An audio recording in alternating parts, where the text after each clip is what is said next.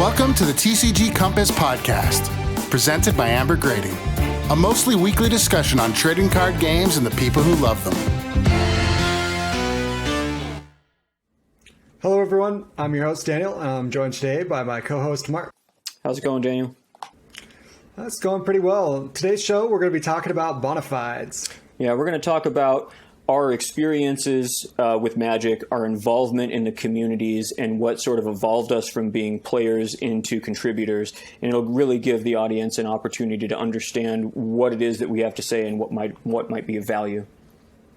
Awesome.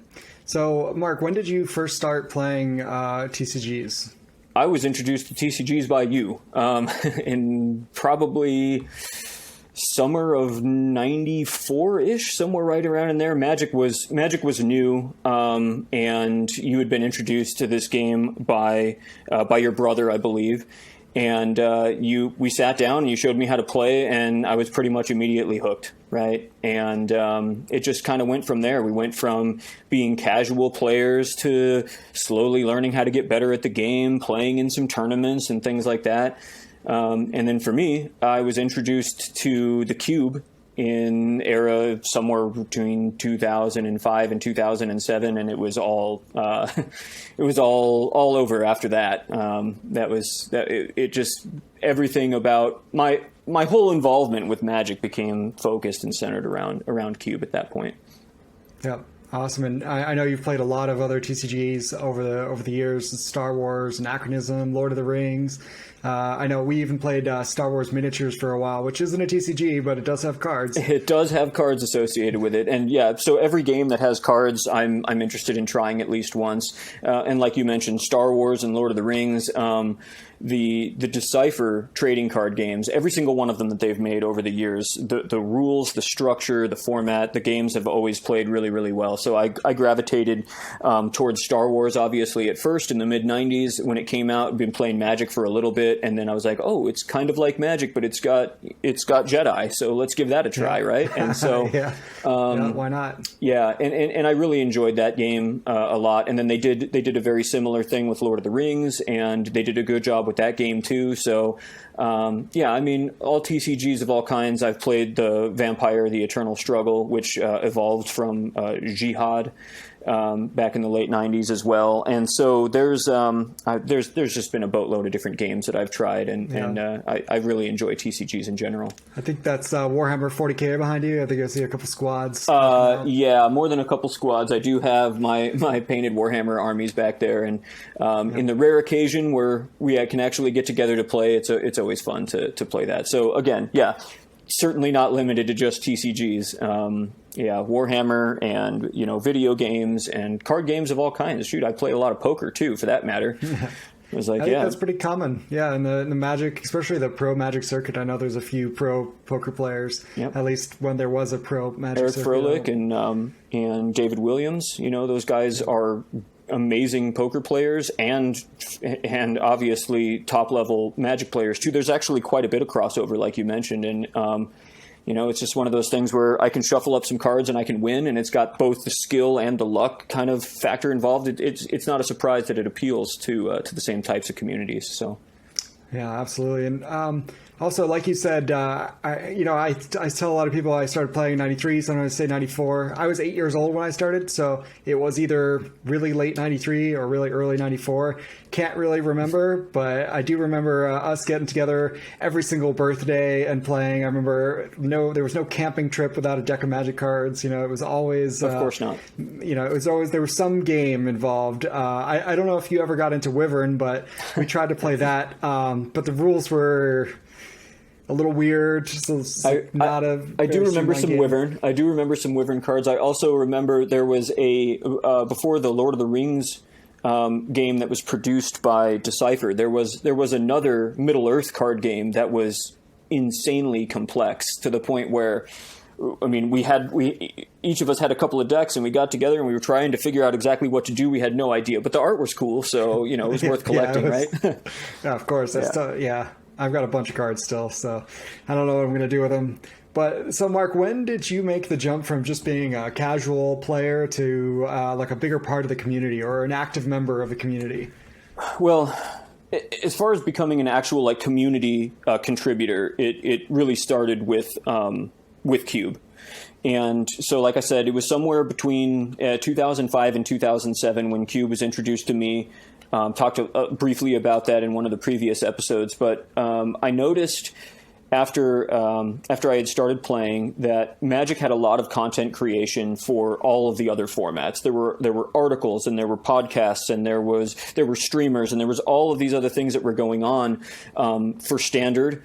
Always, right, as well as Modern and Legacy and those other formats, but there was very little at the time for Cube. Cube was still a fledgling format, and there was very little that in the way of support. I guess I would say community support. I got very active on MTG Salvation.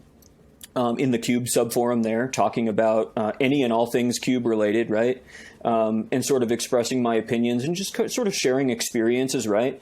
Like all things Magic, just being able to share what works for you and what doesn't work for you, is helpful and it helps you grow. And I found myself getting better at Cube the more involved with the community that I got, whether it was something that I was creating for them or taking in from the community. And so I noticed that there was a gap in that content creation. I published my first couple of articles, and I really got great feedback from it. And it became very addicting, right? That positive feedback. Wow, I really appreciate what you've done. You advised me to try this card out, and we started using it, and our Cube group loves it. And that sort of feedback is really motivating, right? And in addition to that, there are a lot of people that were approaching me saying, I don't have the time to play test and to sit down and cultivate my own cube. So, we take what you've done and we use your cube list, and then we'll sit down and play, and we have a great time with it. And so, over the years, I've published a lot of articles. Some of them are on specific cube building related topics. Some of them are about drafting. And I also do a top 20 article for every official standard legal set that Wizards puts out each year. And I've done that for 10 years now. I've gotten 40 articles down. And so it's just, I haven't missed a set in 10 years, and I get a lot of positive feedback about it. And so there's a lot of people that follow me on Salvation or Twitter or email me directly and just say, hey, we love the content, continue to do it. And I think that's why I continue to work on it. Yeah, so our audience may not know, but on your thread on MTG Salvation, you have millions of views, hundreds of thousands of comments over the years, and you've kind of become more or less an authority figure in the Cube world. Is that accurate?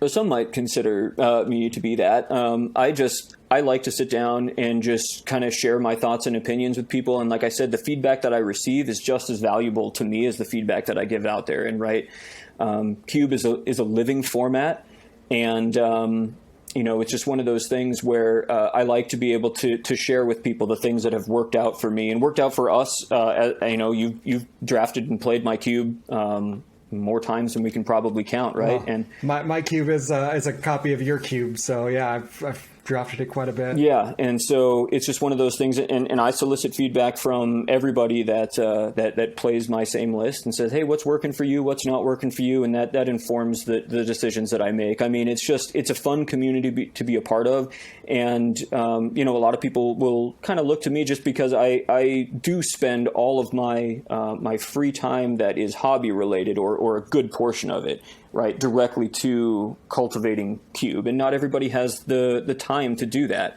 And so whether I'm fortunate to have the time to do it or just I'm willing to spend the time on it, there's people that appreciate the feedback that I provide. So I continue to produce content.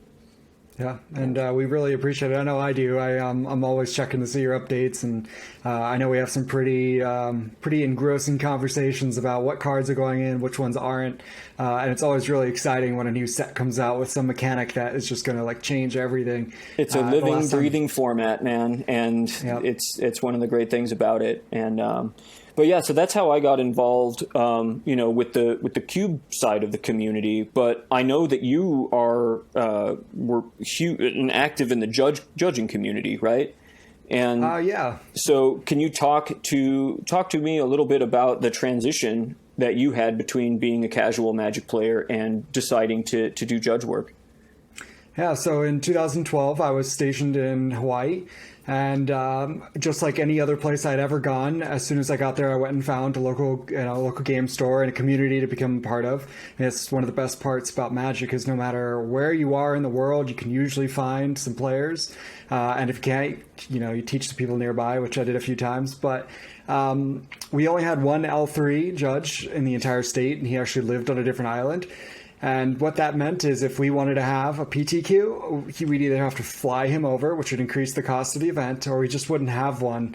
And that didn't really seem acceptable to me. So I started working with that judge. His name's Stefan Klassen. He's an L3 now. And I started working on how to become a judge. And I started studying, and in 2013, 2013, I started studying. 2014, right before my first deployment, I actually certified as an L1. Around that same time, in the middle of deployment, I actually reached out to one of the judge blogs, one of the official judge blogs, and offered my services as a writer. Over the next couple of years, I published something like 50 articles for the judge blog. And then upon returning from my first deployment, I actually started studying for my L2 and then passed my L2 exam on my first try. And that was huge. I actually did it at a judge conference. And from there, I became the L2 for Oahu. I started judging the major events for that island. I started running the judge conferences that we had for the state. And, I never looked back. It's just been a huge part of my life ever since. Yeah, so I know that you had an opportunity at one point to be a part of the judge team for a pro tour. And that just sounds super cool. Can you just tell me a little bit about that? Yeah, so in order to judge or be a floor judge at a pro tour, you had to be an L3. But my first pro tour, which I think was 2014, I think it was Kansatarkir, it was like around that time. We had side events. We had gotten backed by Wizards to launch some events, and an LGS there was like providing all the materials for it. And so while I didn't get to actually be on the floor of the Pro Tour, I did get to judge a lot of side events where all of the, the pro players were coming off, when they were dropping or in between events or whatever, and then coming and playing. And I remember there was one Chaos draft that I was in charge of that had Nathan Holt. He was one of our drafters at the time. He was a host of a really popular Magic show. I think it was... Walking the Plains, I think it was. And to me, that was just so cool because I would have never gotten that experience had I not been a judge. And it was one of my more resounding moments as a judge. It's just got to be cool to be a part of such a high level event like that. Yeah, it definitely is. It has a different feel to it. When you walk into, a convention center, and it's not a GP where it's like anybody can walk in. Like every table has people who are extremely good at Magic. And I remember walking around with a playmat and just getting signatures from like LSV or other, Hall of Famers at the time. And it was just like such a cool thing. You have like the, what are those? The narrators walking around like, I think later on in the 2016 one, I saw, I think Gabby Sparks was there, and, just some of those big names and people you always watch on TV, and just to be a part of that was really, really fun. Yeah, I miss the Pro Tour, man. And I know that's not a rabbit hole that we're going to go down today, but, man, I miss the Pro Tour. It was an event, it was an event for me, so it's too bad. But, shift gears a little bit. I think you and I started around the same time in early 2000s as resellers of Magic the Gathering and other games online. I think eBay is where we started pretty early. I know I got in around 2003, and it was just like a way to make extra money or survive a summer in between semesters and stuff. Do you have any good memories about doing stuff like that? Well, I mean, I have bought and sold and traded so many Magic cards over the years, and yeah, it's just one of those things where, MTG finance just in general, whether you decide to go all in on it and you're trying to do these big speculations or things like that, or just happening to notice that when you buy cards and you add them to your collection, then a couple years down the road, when you look them up, most of them just happen to be worth more. And you're like, wow, this actually worked. My collection is worth something. My parents always said it was never going to amount to anything. and they're a little bit wrong, right? So I got the kids' college fund all ready to go, rolled up in my cube box right now. But it's just one of those things, it's collecting the collectible aspect of the card and the buying and selling, the finance aspect. You can be big on just being a collector and just wanting to do cool things for yourself. And just because you like to collect cards, and that's the part of the TCG that brings you enjoyment. Or you can just go all in and go for it and be into MTG finance and trying to actually buy and flip collections for value and all that other kind of stuff, and or anything in between. Yeah, I agree. There's something about being a intermediary that allows you to learn and understand the dynamics of the game in a way that just playing you would never really have access to.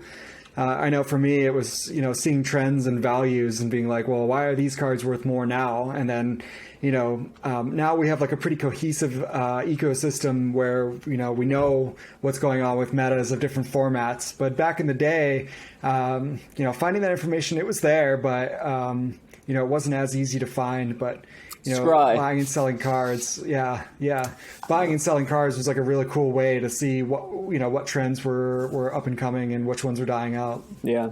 And like you said, it provides great markers in those communities for like the things that are picking up, and it just makes you ask questions. Well, why is this card worth so much money, or what do they know that I don't know?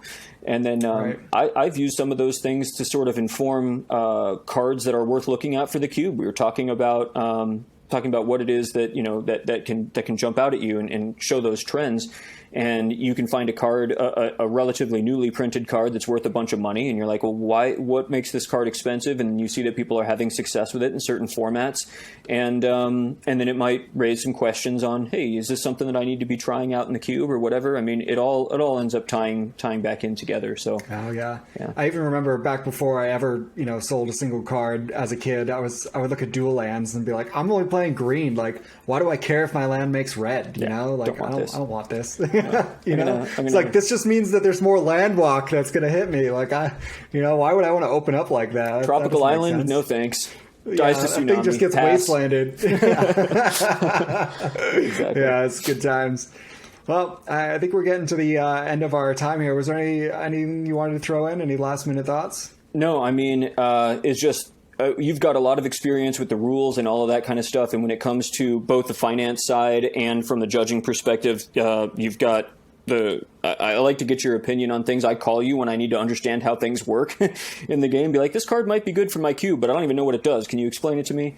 And because, there's a lot of complex rules that pop up in the cube. So it's nice been having somebody that has that level of experience as a judge being in my own group has been super, super helpful.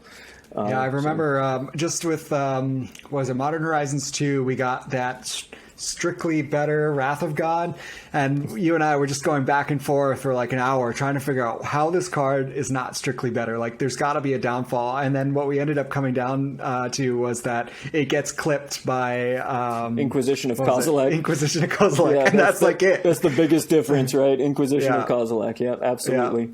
That's it. But I mean, the card's been amazing ever since. Yeah, no, I mean, I have no complaints about Damn whatsoever. Yep. But it has been hit by an Inquisition of Kozilek, though, so that'll show me that it's strictly better than Wrath of God, right?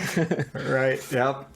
All right. So, Mark, where can our viewers and listeners find you? So I'm available on Twitter at WTWLF123, White Wolf 123, and I'm also available on MTG Salvation, where there's a ton of my posting history, links to all my articles and all that kind of stuff are viewable there.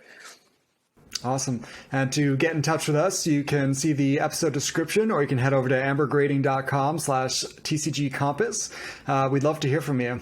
That's our show for today. Thanks for joining us on the TCG Compass podcast. I've been your co-host, Mark. And I've been your host, Daniel. We'll see you next time. This has been the TCG Compass podcast, presented by Amber Grading. Thanks for listening. You can find us at ambergrading.com/TCG Compass at Amber Grading on Instagram, Twitter, or Facebook. Or drop us an email, tcgcompass@ambergrading.com.